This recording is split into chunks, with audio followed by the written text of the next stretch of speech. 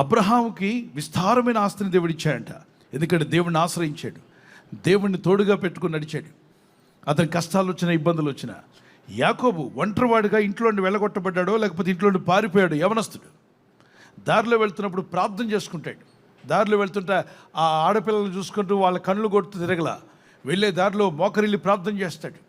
చక్కని ఒక రాయి పెట్టి, ఓ దేవా, నేను వెళ్ళే మార్గంలో నాకు ఉద్యోగము, ఇల్లు, తినడానికి ఆహారం, కట్టుకోవడానికి వస్త్రము ఇచ్చినట్లయితే నాకేం తక్కువ కాకుండా నువ్వు చూసుకుంటే, నాకేమీ తక్కువ కాకుండా నువ్వు చూసుకుంటే, నాకు వచ్చిన నేను సంపాదించిన ప్రతి దాంట్లో దశమ భాగం నీకు ఇస్తాను. అప్పుడు దశమ భాగం గురించి బైబిల్లో రాయాలి, బైబిలే లేదు అప్పుడు. కానీ అప్పుడు అంటాడు, నేను దశమ భాగం ఇస్తాను.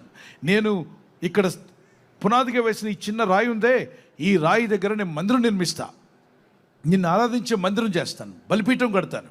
నేనే కాదు, నా చుట్టూ ఉన్న తమ్ముళ్ళు, నాతో స్నేహితులందరినీ కూడా నిన్ను ఆరాధించేలా చేస్తాను, అందరిని ఆహ్వానించి ఆరాధించేలా చేస్తాను అని ఒడంబడిక చేసుకుంటాడు. దేవునితో ఒక మొక్కుబడి చేసుకుంటాడు, దేవునితో ఒక మాట ఇస్తాడు.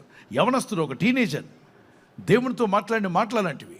నాకేం తక్కువ కాకుండా తినడానికి తిండి, కట్టుకోవడానికి వస్త్రం, పని చేసుకోవడానికి ఉద్యోగం, నాకు అలాగనే యవన కాలం వచ్చినప్పుడు వివాహము, పిల్లల్ని ఇచ్చినట్లయితే దేవా నువ్వే కాపాడగలవు, కాబట్టి నేను అన్నింటిలో నేను ప్రథమ స్థానం ఇస్తాను, ప్రథమ స్థానం నీకే అన్నాడు.